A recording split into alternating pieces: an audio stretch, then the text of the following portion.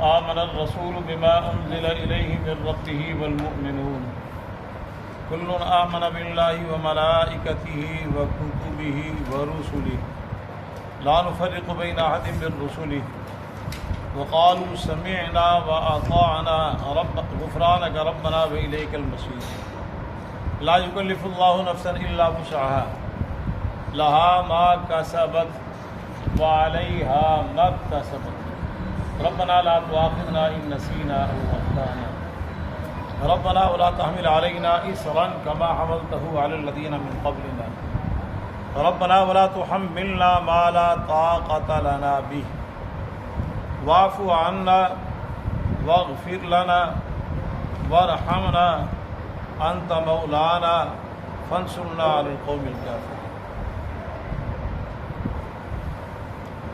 سبحانك لا علم لنا إلا ما علمتنا إنك أنت العليم الحكيم رب اشرح لي صدري ويسر لي أمري واحلل عقدة من لساني يفقهوا قولي رب زدني علما وارزقني فهما اللهم صل على سيدنا ومولانا محمد وعلى آل سيدنا ومولانا محمد وبارك وسلم عليه یا ربی صلی وسلم دائما ابدا علی حبیبک خیر الخلق کلهم هو الحبیب الذی ترجى شفاعته لكل حول من الاحوال ما ان مدحت محمدا بمقالتی ولكن مدحت مقالتی بمحمد ہزار بار بشویم دہن بمشک و غلاب بلوس نام تو گفتن کمال بھی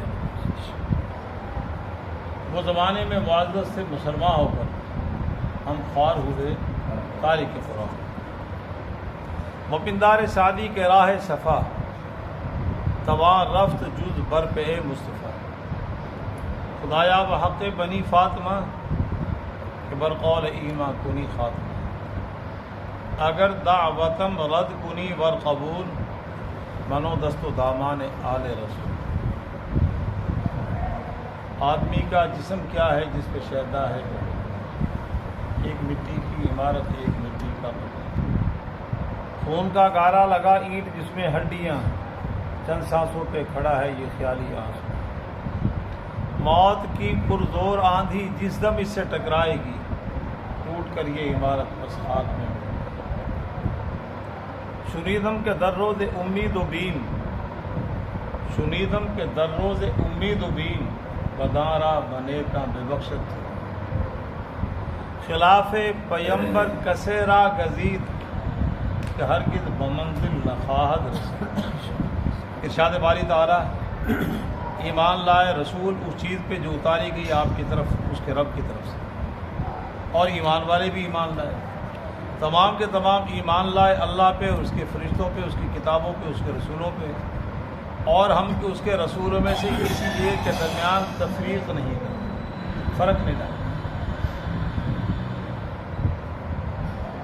نہیں تکلیف دیتا اللہ کسی جان کو مگر اس کی وسعت کے بقدر اس کی طاقت کے بقدر اس کے لیے جو اس نے کمایا اور اس پر ہوگا جو اس نے کہ ہمارے پروردگار اگر ہم سے بھول یا خطا ہو جائے تو اس پہ ہمارا مواخذہ نہیں اے ہمارے پروردگار نہ بوجھ ڈال ہم پر سخت جیسا کہ آپ نے ہم سے پہلے لوگوں پہ بوجھ ڈالا اے ہمارے رب نہ بوجھ ڈال ہم پر ما لا طاقت لنا بھی وہ جس کی ہمیں طاقت نہیں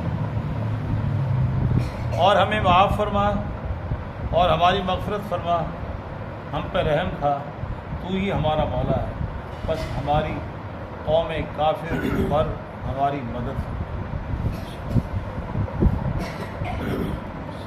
یہ سورہ بقرہ کی آخری آیات ہیں قرآن پاک کی سورتوں میں سب سے بڑی یہ سورت ہے اور اس سورہ مبارکہ کو فسطاط القرآن بھی کہا گیا اور سناب القرآن بھی کہا گیا سنان القرآن بھی سنان کا معنی جس طرح اونٹ کی کوہان بلند ہوتی ہے تو یہ سورت تمام قرآن میں بلند و بات ہے فسطاط القرآن کا مطلب جس طرح ایک بڑا خیمہ ہوتا ہے اور اس میں بڑا سارا سامان آ جاتا ہے تو یہ بڑی صورت ہے جس میں احکام کے عنوان سے بڑے سارے احکام اس میں سے توحید اس میں ہے، پیغمبر کی رسالت اس میں ہے، عبادات کا معاملہ اس میں ہے۔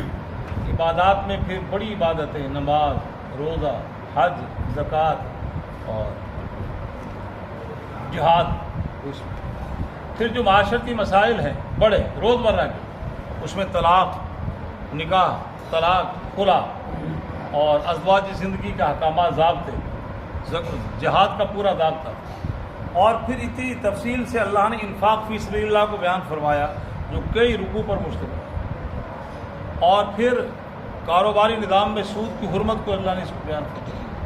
پھر معاملات میں یہ بھی ارشاد فرمایا کہ اگر کوئی معاملہ کرو تو اس کو قلم بند کر لیا کرو، گواہ بھی بنا تاکہ نزاع نہ ہو۔ یعنی انفرادی نظام سے لے کے امور سلطنت تک وہ احکامات اللہ نے اس میں بیان فرمایا۔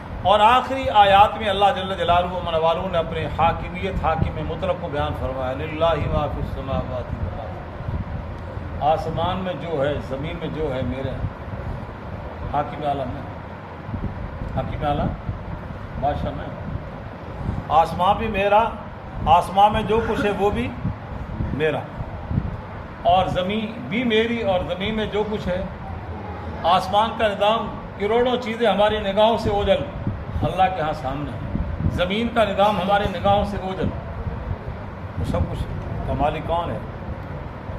اور خصوصیات کے لیے 3 چیزیں ہوتی ہیں مخصوص کرنا کسی کے لیے، تو اللہ بدیع اور موجد اور بانی بھی ہیں، اور خالق بھی ہیں، خالق بھی خود ہے، صانع خود ہیں، اور پھر جو ان میں صفات رکھی ہیں وہ بھی اللہ ہی کی طرف سے، مالک بھی اللہ ہے، موجد بھی اللہ، صانع بھی اللہ، اور مالک بھی اللہ۔ تو فرمایا آج جو ہم نے آیت مبارکہ آگے فرمایا بین تبدوا ما فی انفسکم، جو تمہارے جی میں اس کو ظاہر کرو، چھپاؤ، اللہ اس کا محاسبہ کر لے گا۔ اس آیت کے نزول کے بعد صحابہ کرام پریشان ہو گئے کہ قلب کے اندر تو اچھے برے خیالات آ جاتے ہیں، اس پر بھی ہمارا مواخذہ ہوگا۔ انہوں نے نبی علیہ الصلوۃ والسلام کے سامنے اپنی قلب کی کیفیت کو رکھ دیا، یا رسول اللہ یہ تو پھر بڑا سخت مسئلہ ہے۔ تو فرمایا جس طرح وہ قوم بنی اسرائیل نے کہا تھا سمعنا وعصینا، سن لیا سی اب پکڑے آنکھیں لگنا ہے، آپ اس طرح نہ کہیں، وہ سمعنا واطعنا، سمعنا یا اللہ ہم نے سن لیا اور ہم دل و جان سے مکمل اطاعت کریں گے، پھر بھی اگر بھول ہو جائے تو اس کا حکم آ گیا ہے، وہ مواخذہ ہے۔ چونکہ کسی بھی کام کو ہم سر انجام دیں گے تو وہ نیت کے ساتھ وابستہ ہے، اور بھول میں مواخذہ نہیں آگے آ رہا ہے۔ تو فرمایا آمن الرسول بما انزل الیہ من ربہ والمؤمنون، پیغمبر ایمان لائے اس چیز پہ جو اتاری گئی آپ پر آپ کے رب کی طرف سے۔ تو سب سے پہلے اللہ کی توحید پہ کس کا ایمان؟ انبیاء کا، امام الانبیاء کا۔ اس کے بعد نزول قرآن پہ کس کا ایمان؟ کہ اللہ کا کلام، نبی کا۔ تو اللہ جل جلالہ و من والوں نے اس آیت مبارکہ میں امام الانبیاء کی ایمان کا ذکر فرمایا کہ میری کسی بات کی وہ منکر نہیں ہے، سب سے پہلے وہ خود ایمان لا رہے ہیں، اور ایمان جو ہے وہ قلب کی کیفیت کا نام ہے، زبان سے اس کا اقرار ہوتا ہے، اقرار باللسان و تصدیق۔ اگر ان دونوں چیزوں میں مطابقت نہ ہو تو ایمان نہیں ہوگا۔ زبان سے جو کچھ کہہ رہا ہے وہ دل میں نہیں، دل میں جو کچھ ہے وہ زبان سے نہیں کہہ رہا، دونوں میں موافقت و مطابقت ہو، جو دل میں ہے وہی زبان سے۔ تو فرمایا امام الانبیاء رسول والمؤمنون، اور ایمان والے بھی، وہ بھی ایمان لائے۔ رائے صاحب توجہ ہو، آپ کے ذوق کے لیے ہم ایک بات سمجھا دوں، پیغمبر ایمان لائے اور ایمان والے بھی ایمان لائے۔ اللہ جل جلالہ و من والوں نے اپنے نبی کے ایمان کے ساتھ صحابہ کے ایمان کا ذکر فرمایا، ان کی مدد صرف کہ نبی کے جو یار ہیں، نبی کے خدام ہیں، نبی کے سفر و حضر کے جو خادم ہیں، ساتھی ہیں، رفقا ہیں، وہ ایمان سے خالی نہیں ہیں۔ آمن الرسول بما انزل الیہ من ربہ والمؤمنون، یہ مومنون کون سے زمانے کے لوگوں کے لیے؟ پیغمبر کے زمانے، نبی کے ایمان۔ میرا نبی بھی ایمان لایا اور ایمان والے بھی ایمان لائے۔ کس پہ ایمان لائے؟ بما انزل الیہ من ربہ، جو آپ کے رب کی طرف سے آپ پہ اتارا گیا، اور اسی کو ضابطے کے طور پہ پیچھے میرے بتایا سورہ بقرہ، یہ فسطاط القرآن، بڑا خیمہ جس میں ایمانیات کو سارے پہلو اللہ نے اس میں رکھے ہیں۔ یہ دیکھیں، قولوا آمنا باللہ وما انزل الینا وما انزل الی ابراہیم و اسماعیل و اسحاق، یہ اللہ نے ارشاد فرمایا۔ کہہ دیجئے کہ ہم ایمان لائے اللہ پہ، اور اس پہ ایمان لائے جو ہماری طرف اتارا گیا، اور اس پہ ایمان لائے جو ابراہیم، اسماعیل، اسحاق اور یعقوب اور ان کے اولادوں پہ اتارا گیا، اور ہم جو دیا گیا موسیٰ اور عیسیٰ کو، وما اوتی النبیون من ربہم، سارے انبیاء کو ان کی رب کی طرف سے جو کچھ دیا گیا اس پہ ہم ایمان لائے، سب پہ ایمان۔ یہ ایمان اس کا نام ہے۔ فرمایا والمؤمنون، اور ایمان والے صحابہ کرام۔ تو ایمان کے رشتے میں نبی اور صحابہ شریک ہیں۔ فرق یہ ہے کہ نبی کا ایمان اکمل درجے میں، صحابہ کا ایمان کامل درجے، نبی کا ایمان بڑا سب بات سمجھے، ان کا اکمل اور صحابہ کا کامل، ذکر کر دیا۔ آگے فرمایا کل آمن باللہ، پھر دوبارہ ارشاد فرمایا تمام کے تمام ایمان لائے اللہ۔ ایمان کے بنیادی ارکان وہ 5 ہیں، پانچوں کا اللہ نے ذکر فرما دیا۔ سب سے پہلے آمنت باللہ و ملائکتہ و کتبہ و رسلہ والیوم الآخر والقدر خیرہ و شرہ من اللہ تعالی والبعث بعد الموت۔ یہاں پہ 5 چیزوں پر ذکر ہے۔ اگر ان میں کسی ایک کا بھی انکار کر دے تو ایمان علی بیٹے مکمل نہیں ہوگا۔ سب سے پہلے ایمان باللہ ہے، اللہ کی ذات پہ ایمان۔ اللہ کیا ہے؟ اللہ کی وہ ذات ہے جو تمام صفات کمال کی جامع ہے، تمام احسن خوبیاں اس کی ذات کے اندر موجود ہیں، اور تمام عیوب اور نقائص سے وہ ذات مبرہ منزہ ہے، ہر قسم کے عیب سے وہ ذات پاک ہے، اس میں کوئی عیب نہیں۔ اور جتنے بھی ساری کائنات میں کمال پائے جاتے ہیں، ان تمام کمال کا مجموعہ ذات خدا ہے، مستجمع لجمیع صفات الکمال۔ وہ ذات، وہ ہے اللہ۔ وہ کیا ہے؟ اللہ۔ جب اللہ پہ ایمان لانا ہے تو اللہ کی جو صفات ہیں ان پر بھی ایمان لانا ہے۔ ایک آدمی اللہ کی ذات کو مانے اور صفات کا انکار کرے، یا اللہ کو مان رہا ہے مگر ساتھ میں شرک کر رہا ہے، جس طرح مشرکین مکہ کہتے تھے یہ نکلا خدا ہے، چھوٹا بڑا وہی۔ یہ ایک حد تک ان کی رسائی ہے، اور پھر جب ہماری کشتیاں بھور میں پھنستی ہیں تو پھر لات منات عزا انہاں دی اتنے تک پہنچ نہیں، پھر اس کو پکارا۔ فَإِذَا رَكِبُوا فِي الْفُلْكِ دَعَوُا اللَّهَ مُخْلِصِينَ لَهُ الدِّينَ، جب یہ کشتیوں پہ سوار ہوتے ہیں، کشتیاں بھور میں پھنستی ہیں تو پھر خالصتاً مجھے اللہ کو پکارا۔ فَلَمَّا نَجَّاهُمْ إِلَى الْبَرِّ، جب ہم ساحل پہ لگا دیں کشتیوں کو اور وہ خشکی پہ چلی جائیں، اِذَا هُمْ يُشْرِكُونَ، پھر شرک کرنا شروع کر۔ مَا نَعْبُدُهُمْ إِلَّا لِيُقَرِّبُونَا إِلَى اللَّهِ زُلْفَىٰ، ہم ان کی عبادت اس لیے کرتے ہیں کہ یہ ہمیں اللہ کے قریب کر دیتے ہیں۔ یہ بھی چاہیے اللہ کے ساتھ، اگر اللہ کی توحید میں یہ عقیدہ ہے کہ اس کے ساتھ اور بھی ہیں تو یہ بھی کل آمن باللہ، اکیلی اللہ کے ساتھ، وہ شرک سے پاک۔ اب شرک جلی ہے، شرک خفی ہے۔ ایک واضح شرک تو سب کو نظر آ رہا ہے کہ شرک خفی، وہ علماء کرام بتلائیں گے شرک میں شامل ہے کہ خود فیصلہ کریں کہ تمہارا جائیں گے۔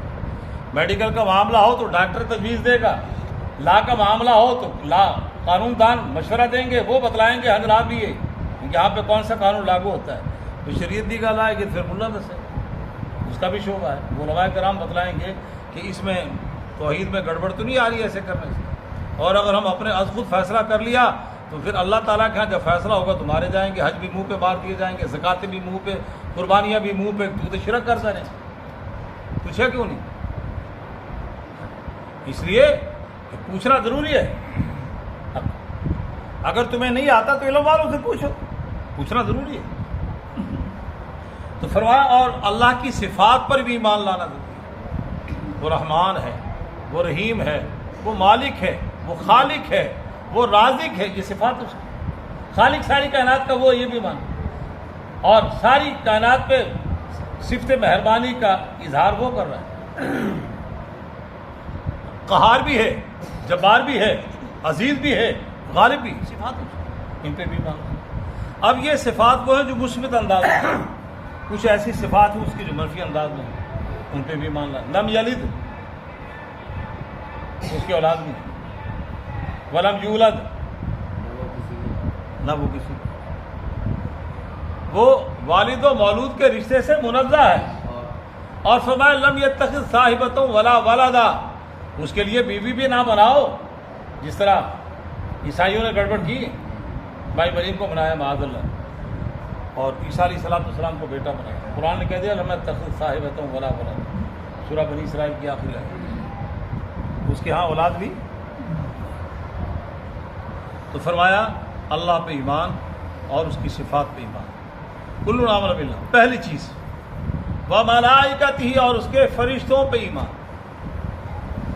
شاہ اللہ محدث دہلوی رحمۃ اللہ لکھتے ہیں فرشتوں کی 7 اقسام، ایک ملا اعلیٰ ہے، ایک ملا اسفل ہے۔ پہلے حاملین عرش الہی، سب سے مقربین وہ ہے، ملا اعلیٰ ہیں، سب سے زیادہ عظمتوں والے فرشتے۔ پھر 7 آسمانوں میں ڈیوٹیاں ہوں، اللہ اپنے تمام احکامات کا نفاذ ان کے ذریعے سے کرا رہے ہیں، پوری کائنات کا نظام ان کے ذریعے اللہ تعالیٰ چلا رہے ہیں، وہ پابند نہیں ہے، اس کے بغیر بھی چلا سکتے ہیں۔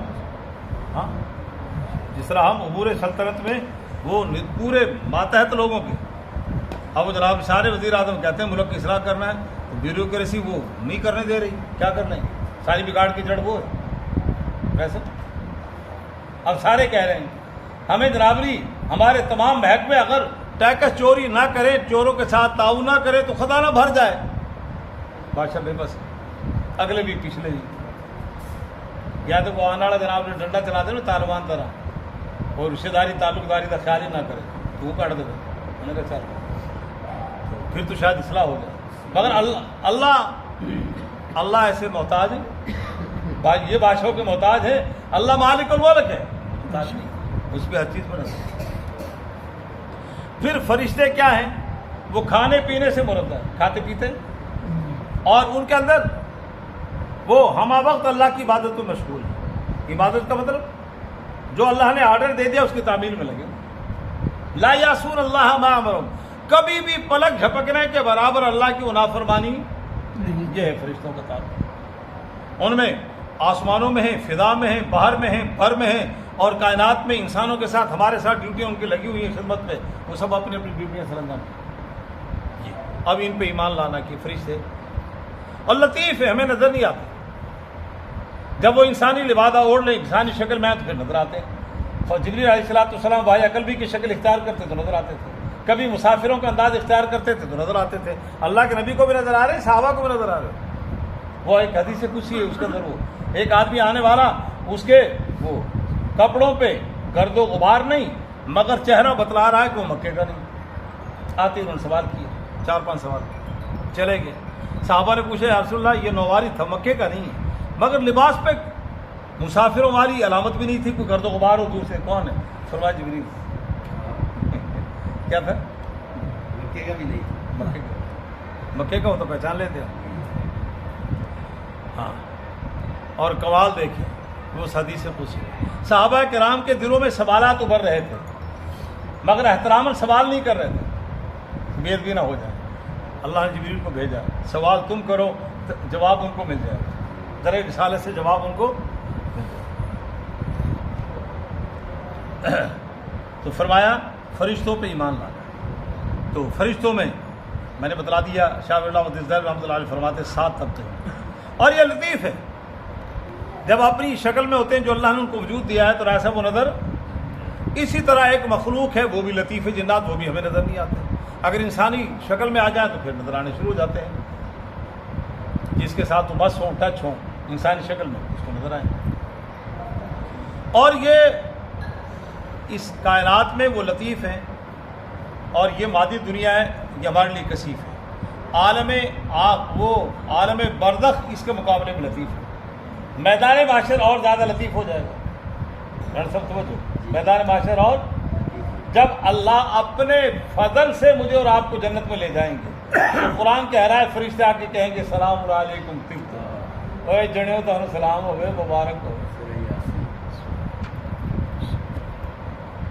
سلام علیکم طبتم فادخلوها خالدین، مبارک ہو تمہیں، اب رہو اس میں ہمیشہ ہمیشہ رہو، کوئی تو کڈنا نہ دے، کوئی اتنے جناب وہ قبضہ مافیا نہیں آئے گا، وہ جعلی کاغذات تیار نہیں کرے گا یہاں، یہ کراچی کی سرزمین نہیں ہے، اور نہ یہ کوئی سینٹرل پارک کی زمین ہے، یہ نہ لاہور کی سوسائٹیاں ہیں کہ ایک زمین کا ٹکڑا 5 رجسٹریاں ہوئی پڑی اس کو، ایسا ہے کہانی بول رہی پہ یہ مملکت میں خیر۔ تو فرمایا تو یہ لطیف اور یہ لطافت انسان کو مل جائے گی آخرت، یہاں یہ ہماری نگاہ۔ اب بہت سے ایک طبقے ہیں جو بظاہر کلمہ گو بھی ہیں، فرشتوں کا وجود کا انکار کر رہے ہیں، جنات کے وجود کا انکار کر رہے ہیں، مادی عقل کی پجاری ہیں، ہمیں نظر نہیں آتا، ہمیں نظر ہی نہیں آتا، جو چلتے چلاتے اللہ بھی نظر نہیں آ رہا تو پھر وہ بھی اس کا بھی انکار کر دینا، وہ کون؟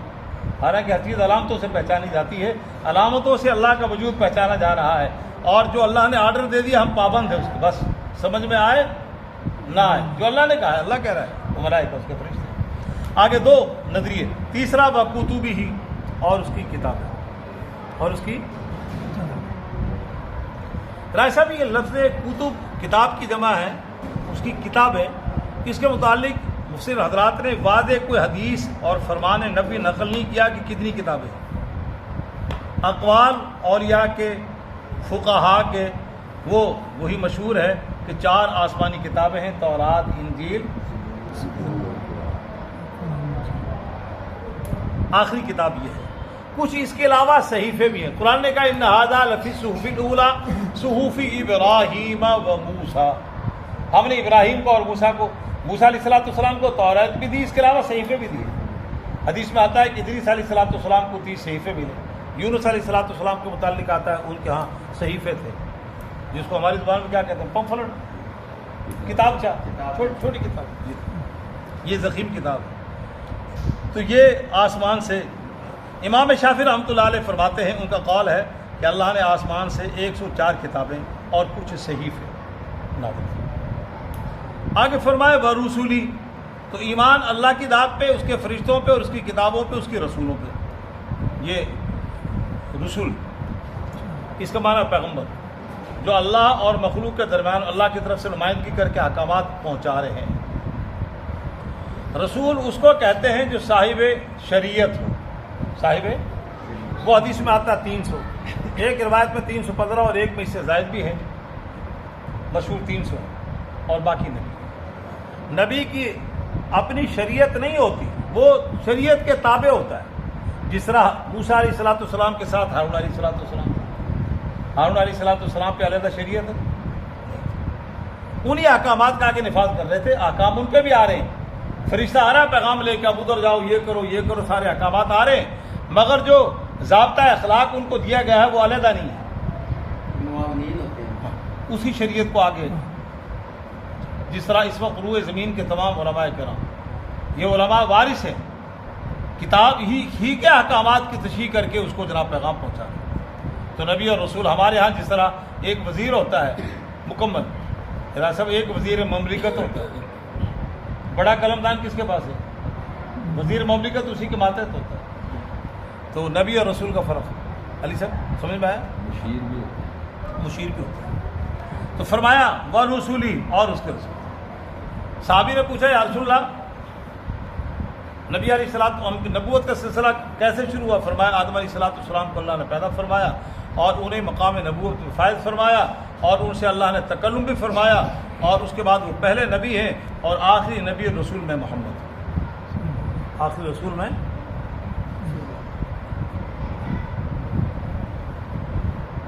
ورسولی۔ تو یہ اور ضابطہ ارشاد فرما دیا قرآن میں، اور جگہ بھی ہے، یہاں پہ ارشاد فرما دیا لا نفرق بین احد من الرسل۔ یہ قرآن پاک میں 18-20 انبیاء کے ناموں کا ذکر ہے، 7ویں سپارے کی تھوڑی آیت ہے، اس میں زیادہ ذکر انبیاء، کچھ سیدھا اور انبیاء کا ذکر اور جگہ ہے۔ باقی حدیث میں آتا ہے کہ 1,24,000، ایک روایت میں 1 لاکھ کچھ زائد 24,000 سے زائد ہے، مشہور روایت 1,24,000،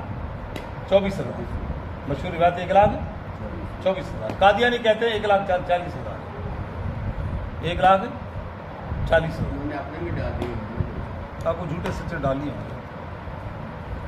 تو ہم ان میں سے کسی کے درمیان میں فرق نہیں کرتے، کسی کی تنقیص تردید ہم سب ہمارے سروں کے ساتھ، ہم احکامات میں پابند ہیں قرآن پاک کے اور صاحب قرآن امام الانبیاء جناب محمد رسول۔ وہ کتاب بھی ہمارے لیے تعریف ہونے کے باوجود قابل احترام ہے، بے ایمانہ ایمان لانا کو اللہ کی طرف سے نازل کردہ ہے، اور احکامات کی اس کے ہم پابند ہیں، اور 1,24,000 ہمارے لیے واجب التعظیم ہے، کسی ایک کی گستاخی بھی انسان کو دار اسلام سے خارج کر دے، کسی ایک کی توہین۔ تلک الرسل فضلنا بعضهم علی بعض، یہ پیغمبر ہیں، ان میں سے ہم نے بعض کو بعض پر فضیلت دی۔ اسی وجہ سے آج کے زمانے میں امام الانبیاء کی سیرت پہ ہمارے علماء جاہلانہ انداز میں جو بحث کرتے ہیں اور اس میں مکمل دیگر انبیاء علیہ السلام کی مقابلتاً تنقید کر رہے ہوتے ہیں، یہ لمحہ فکری ہے ہمارے۔ امام الانبیاء کی شان کو بیان کیا جائے مقابلتاً ایک نبی دوسرا، اور ان کی تذکیر تنقید کا پہلو اگر نظر آ رہا ہے تو ایمان کا خطرہ ہے، ایمان کا پھر خطرہ ہے۔ یہ کہ امام الانبیاء خوبیوں کے مالک، مجسمے کے مالک، صفات کے مالک، مگر ایسا انداز نہ ہو کہ نہ وہ کمال اللہ نے فلاں کو دیے، نہ فلاں کو دیے، فلاں کو دیے، تردید کی ضرورت ہے۔ لا نفرق بین احد، ہمارے ہاں اس وقت ہمارے جو ہے موسمی جو ہے نا خطیب حضرات، وہ بالکل اس کا خیال نہیں کرتے، اور پھر اس میں اس حمام میں ساری ننگے تمام مسلک، کسی ایک مسئلہ کا نہیں ہے، سارے وہ سب گڑبڑ کرتے ہیں، بڑا احتیاط کا پہلو۔ نازک معاملہ۔ ہاں، مولانا عثمانی صاحب رحمۃ اللہ علیہ جو حضرت تھانوی رحمۃ اللہ علیہ کے بھانجے بھی ہیں، خلیفہ بھی ہیں، اور اعلاء السنن کے مصنف بھی ہیں 17 جلدوں میں، تمام فقہ حنیفہ کو پیچھے انہوں نے دلیل ثابت کی، یہ قول یہ دلیل ہے پیغمبر کا فرمان۔ عجیب کتاب ہے، نوادرات میں سے وہ کتاب، اس کے مصنف بھی ہیں، بہت بڑے عالم تھے مولانا عثمانی صاحب۔ یہاں کا پرچم پاکستان انہوں نے لہرایا، مفتی شفیع صاحب نے، اور بنگلہ دیش کا انہوں نے لہرایا۔ وہ ایک دفعہ تشریف لائے تو حضرت رحمۃ اللہ علیہ فرمانے لگے صبح نماز کے بعد کچھ بات فرما دیں۔ یہ روایت بیان کی مولانا عبداللہ صاحب شیخ الحدیث جامع رشید پر، ان سے ہم نے سنا۔ حضرتوں نے قرآن کھولا تو سامنے آ گیا تلک الرسل فضلنا بعضهم علی بعض، بیان شروع کر دیا۔ حضرت تھانوی رحمۃ اللہ علیہ کھڑے ہو کے دونوں کندھوں پہ ہاتھ رکھا، فرمایا ظفر اس آیت کو آپ نے انتخاب کر لیا جو بڑی حساس آیت ہے، تو خدا را انداز گفتگو وہ ہو کسی پیغمبر کی توہین نہ ہو، کسی پیغمبر کی تنقید نہ کر دینا، نبی کی شان بیان کرو، خوب بیان کرو، مگر انداز ایسا ہو کہ دوسرے کی بے ادبی نہ ہو۔ یہ لا نفرق بین احد من رسلہ۔ اچھا، پیچھے ایک لفظ رہ گیا، آمن باللہ، اللہ کی توحید پہ ایمان، اس کی صفات پہ ایمان، اور تقدیر پہ بھی ایمان ضرور ہے۔ اگر ایک آدمی کہتا ہے کہ اللہ کو مانتا ہوں توحید کو نہیں مانتا، وہ بھی ایمان رادہ درگاہ ہے۔ اللہ کی ذات کو مانتا ہوں صفات پہ ایمان نہیں، وہ بھی، اور اگر اللہ کو مانتا ہے صفات کو مانتا ہے تقدیر کو نہیں مانتا تو پھر بھی ہاں۔ حضرت عبداللہ ابن عمر رضی اللہ تعالیٰ عنہ فرماتے ہیں ساری کائنات کا نظام وہ سب اللہ کے قبضہ قدرت میں ہے، اور اس کے قیامت تک ما کان ما یکون، سب کے فیصلے اللہ کے ہاں ہیں، سب۔ الذی قدر فہدی، اللہ وہ ذات ہے جس نے اندازہ مقرر کیا اور ہر چیز کو رہنمائی عطا۔ الذی قدر، تقدیر کا مالک بھی وہی ہے۔ اور اس کے بعد فرمایا وقالوا سمعنا واطعنا، صحابہ کرام کو تشویش لاحق ہوئی تو فرمایا کہ آپ یوں کہیں، تو انہوں نے بالکل قطع خاطر کا سمعنا واطعنا، ہم نے سنا، اسینا نہیں ہے، وہ یہودیوں کا قول تھا، اسی سن لیا، واسینا ہم نافرمانی کریں گا پر کڑے آنکھیں لگنا ہے۔ تو فرمایا صحابہ کرام کا ذوق دیکھے، سمعنا واطعنا، ہم نے سنا اور بطیب خاطر، اور ہم دل کی گہرائیوں سے عرض عہد کر رہے ہیں، اطاعنا، ہم اس کی پیروی بھی کریں، ہم اس کی اطاعت بھی۔ آگے آگے فرمایا غفرانک ربنا وإلیک المصیر، اے ہمارے پروردگار اگر ہم سے کہیں بھول چوک ہو جائے، کمی بیشی ہو جائے تو ہمارے اس پہ ہمیں معاف فرما۔ غفران کا معنی معافی بھی ہے اور غفران کا معنی پردہ ڈالنا بھی، ہمارے عیبوں پر پردہ ڈال دے اور ہمارے گناہوں کو ہاں۔ تو یہ رائے سب توجہ ہو، کل آمن باللہ، ایمان کے عنوان سے توحید اور ملائکہ اور کتب اور رسول، 4 چیزیں ہو گئی۔ 5ویں چیز تھی والبعث بعد الموت، والیوم الآخر، وإلیک المصیر، اور تیری طرف لوٹ کے جانا ہے، مر کے دوبارہ زندہ ہونا ہے اور تیرے ہاں پیش ہونا ہے، الیک المصیر، آپ کی طرف نے لوٹ کے جانا ہے۔ یہ 5 ایمانیات ہیں، یہ 5، ان 5 پہ ایمان ہے تو ایمان ہوگا، وگرنہ ایمان۔ آگے فرمایا لا یکلف اللہ نفسا الا وسعها، اللہ کسی جان کو تکلیف نہیں دیتا مگر اس کی طاقت کے بقدر۔ پوری روئے زمین کا انسان بھی، ان کے ہاں بھی اخلاقی ضابطہ یہی ہے، بچے پہ جو وزن ڈالنا ہے بچوں جیسا، جوان پہ جوانوں جیسا، بوڑھوں پہ بوڑھوں جیسا۔ ہمارے یہاں ایسا تعلیم میں پرائمری میں کیا نصاب اور میٹرک کی کلاس کا برابر ہے؟ کیوں؟ بچہ متحمل نہیں اس کا، بچہ بھی اس کا پوری انسانیت متفق ہے کہ نہیں ہے؟ اگر آپ نے بچے سے کہنا بیٹے وزن اٹھاؤ تو پوری انسانیت متفق ہے کہ بچہ اگر 1 پاؤ وزن اٹھانے کی طاقت رکھتا ہے تو اس کو وہی پکڑائیں گے، کبھی بھی اس کو 10 کلو نہیں پکڑائیں گے۔ کہہ بھی دیا تو گھر میں جتنے افراد ہیں وہ کہہ کہ تیرا دماغ کم نہیں کرتے، بچہ نے وزن چک لوں گا، سب کہتے ہیں کہ نہیں سب؟ تو یہ اللہ جل جلالہ و من والو جو رحمان ہے رحیم ہے، وہ فرما رہے ہیں کہ ہم نے انسان کو جو مکلف بنایا، احکامات دیے ہیں، وہ اس کی طاقت کے بقدر دیے، اس سے زیادہ۔ آج کے زمانے میں ایک عجیب شیطانی ورثے میں ایک جملہ چلا ہوا ہے، وہ جناب علی کو دین تے کار صاحب عمل کرنا کوئی ساکھا کام ہے تو اولیاء دا ہی کام، ہر بندہ عمل کر ہی نہیں سکتا۔ کیوں؟ قرآن کہہ رہا ہے، اس آیت کی خلاف ورزی نہیں ہے۔ اللہ تعالیٰ فرما رہے ہیں میں نے جتنے احکامات دیے طاقت کے بقدر دیے، کوئی حکم بھی تمہاری طاقت سے ماورا۔ مثال کے طور پہ سفر میں قصر کا آرڈر آ گیا، سفر میں روزہ رخصت مل گئی، رکھ سکتے ہو تو رکھ لو، نہیں رکھ سکتے تو واپس آ گئے، اس لیے کہ سفر میں افطاری اور سحری کا نظام وہ تبدیل ہو جائے گا۔ گھر میں تو افطاری وہ سحری بر وقت ملتی ہے، وہ تھے کو ماں بیٹھی ہے جناب لی سفر سے جناب لی، اب تو ہوٹلوں کا نظام عام ہو گیا، پھر بھی آپ کسی گاؤں میں گئے ہیں، کسی ایسی جگہ پہ ہیں کہ نہیں کچھ کھانے پینے کو ملا، کیا کریں گے آپ؟ دیہاتی جو شہر ہے وہاں رات کو ہوٹل بند ہو جاتے ہیں، بڑے شہروں میں رات کو نہیں، تو اللہ نے رخصت دی کہ نہیں؟ عورت زچگی کے ایام ہے، نفاس ہے، نماز کو معاف کر دیا، صرف حیض میں نماز کو معاف کر دیا، بڑی دشواری ہے قضا کرنا، آسانی ہے کہ نہیں؟ روزے معاف کر دیے اس وقت، انہیں بعد میں قضا کر لینا جب تمہاری صحت قابو میں آ جائے۔ پھر اسی طرح حدیث میں آتا ہے کہ اگر تمہیں عذر ہے بیماری کا، کھڑے ہو کے نماز نہیں پڑھ سکتے، بیٹھ کے پڑھ لو، بیٹھ کے نہیں پڑھ سکتے تو اعلیٰ جنبن اپنے پہلو پہ پڑھ لو، لیٹ کے پڑھ لو، وہ بھی نہیں ہے تو اشارے سے پڑھ لو،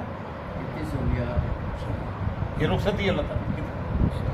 فرمایا یرید اللہ بکم الیسر، میں اللہ تمہارے ساتھ آسانی کا ارادہ کرنا چاہتا ہوں۔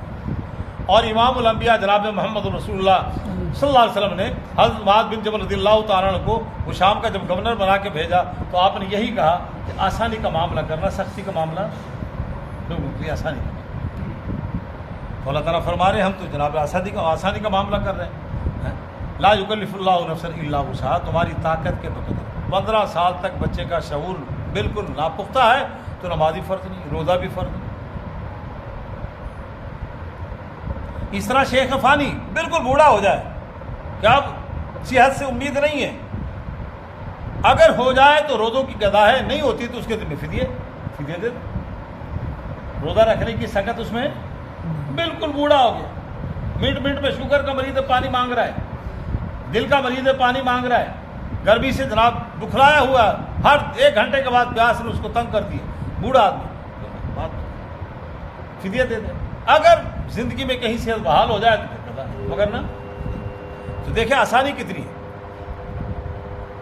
اللہ لہا ما کسبت وعلیہا ما اکتسبت، رانا صاحب توجہ، یہ جزا اور سزا کا مسئلہ ہے۔ جو تم نیک اعمال کرو گے، نماز، روزہ، حج، زکوٰۃ، دیانت، امانت، صداقت، شرافت، قولی فعلی مالی بدنی جتنی بھی عبادت کرو گے اس کی جزا تمہارے لیے، تمہارا عمل کا بدلہ بیٹے کو نہیں ملے گا، تمہیں ملے گا، پہلے تمہیں ملے گا۔ والیہا مکتسبت، اور جو کچھ جرائم کرو گے اس کا وبال بھی تمہاری گردن پر، بیٹے کی گردن پر، باپ کی گردن پر بیٹے کا عمل نہیں۔ تلک امت قد خلت لہا ما کسبت، ہم بیٹھ جاتے ہیں جناب ہمارے بڑے ایسے تھے، بڑے ایسے تھے، اللہ تعالیٰ فرما رہے چھوڑ دو موضوع، لہا ما کسبت والیہا مکتسبت، وہ جو کر گئے اچھائی کے عنوان سے اس کی جزا انہیں ملے گی، جو بدی کر گئے اس کی سزا انہیں ملے گی، تو اس کی اپنی فکر کرو، اپنی نہیں کر رہے۔ جہاں بیٹھیں گے گرد و پیش کی سارے جرائم، سارا جناب لی ملبہ دوسروں پہ ڈال دیں گے، اپنے اوپر ہم لینے کو تیار نہیں۔ جو اقتدار میں آتا ہے کہتا پچھلی حکومت کا گرم درا ہے، جو آتا ہے وہ کہتا پچھلی حکومت کا، اپنے ذمہ اپنی غلطیاں کو مننے کو تیار۔ اللہ تعالیٰ فرما رہے لہا ما کسبت والیہا مکتسبت۔ آگے فرمایا ربنا لا تؤاخذنا ان نسینا او اخطأنا، اے ہمارے رب، یہ دعا کی تعلیم دی اللہ نے امام الانبیاء پہ، قرآن میں آیت نازل کر کے سورہ بقرہ کا آخر دعا کا رنگ ڈھنگ سکھلا دیا ہے مسلمان کو۔ اے اللہ اگر ہم سے بھول ہو جائے، خطا ہو جائے تو ہمارا معاوضہ۔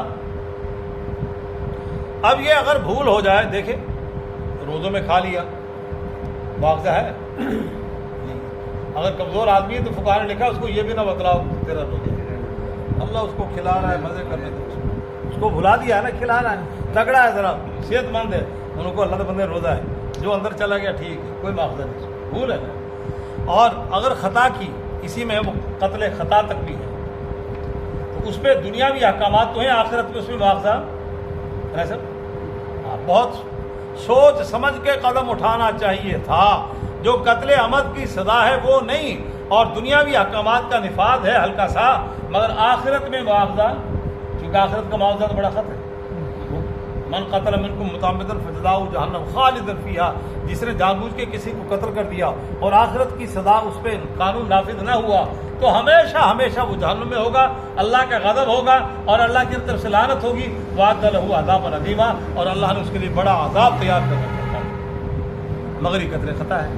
تو یہاں دیت اور کفارہ وغیرہ ہے، مگر آخرت میں اس کا معاوضہ فرمایا ربنا لا تؤاخذنا ان نسینا او اخطانا، اے اللہ اگر ہم سے بھول ہو جائے تو ہمارا معاوضہ نہ کرنا، اور بھول میں بھی خطا۔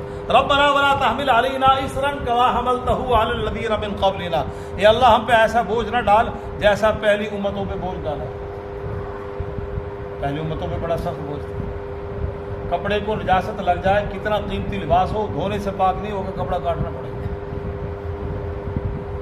اور جرم رات کو کیا، فرشتوں کا آرڈر ہوتا دروازے پہ لکھ دو رات اس نے زنا کیا، چوری کی، قتل کیا، ڈکیتی کی، کتنا سخت کام تھا۔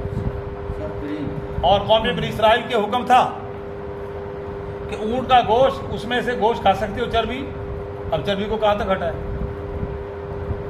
اور ان سے خطا ہوئی، گوشالہ کی جو پوجا کی انہوں نے، کیا حکم آیا، جنہوں نے نہیں کی وہ ان کو مارے، جنہوں نے کی ہے ان کا قتل کرے، کتنی سخت سزا ہے۔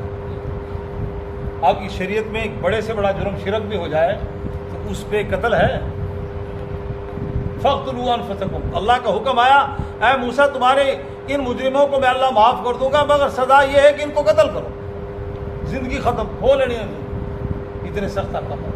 تو یہ دعا سکھلائی ربنا ولا تحمل علینا اصرا کما حملته علی الذین من قبلنا، اے اللہ پہلی امت کے لوگوں پہ جو بوجھ ڈالا تھا ہم پر ایسا بوجھ نہ ڈال۔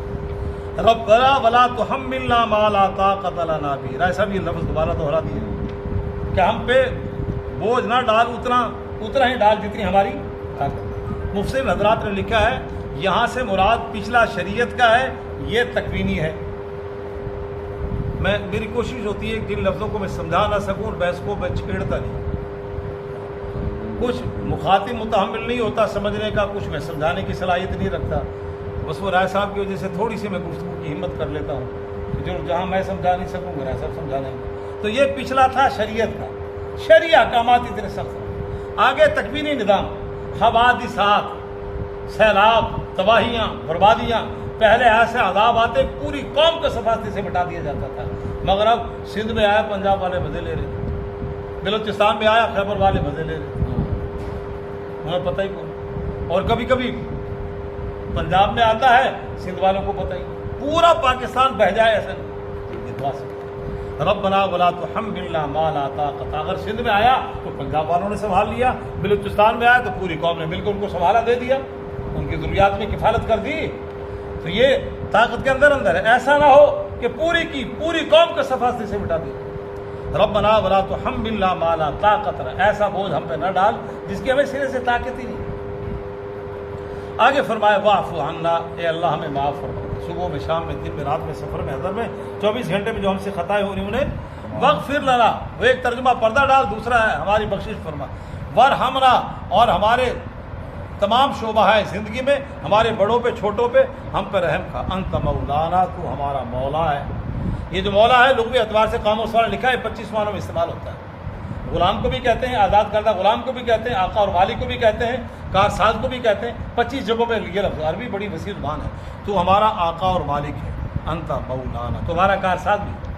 فانصرنا علی القوم الکافرین، قوم کافر پر ہماری مدد فرما، جب قوم کافر سے ہمارا ٹاکرا ہو تو ہماری مدد فرما۔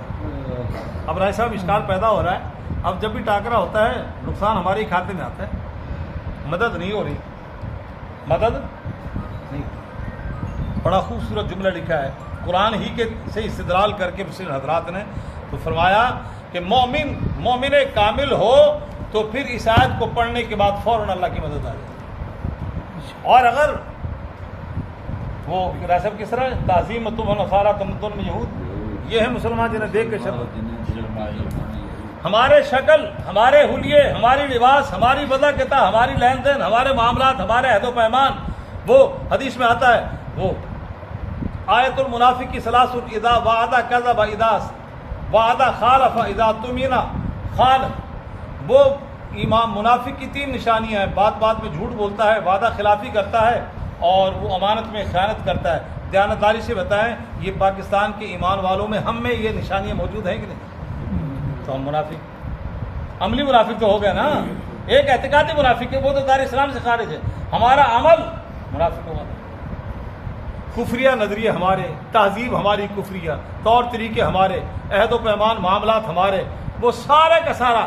اب دیکھیں ہر تیسرے قدم پہ آپ دیکھیں شرک کا وجود نظر آ رہا ہے، ہر تیسرے، ایک دفعہ چھڑی مار ہوتی ہے، ایک دفعہ دار تو ملے گی، 2 دفعہ مار ہوتی ہے تو بڑوں کا شرک۔ جائیے پچھلے وزیر اعظم نے اعلانیہ سجدہ کیا تھا، وہ باب فرید شکر کے رحمۃ اللہ علیہ، پھر مولوی صاحبان، وہ ضمیر فروش ملا، وہ حرام زادے، وہ تعویلیں کرتے ہیں پیسوں کے بہانے، لینڈ کروزر ان کو ملی ہوئی ہے اور ان کو مشیر بنایا گیا ہے۔ اللہ تعالیٰ میرے اور آپ کے ایمان کو بھی بچائے اور ان علماء سو کے ایمانوں کو بھی بچائے۔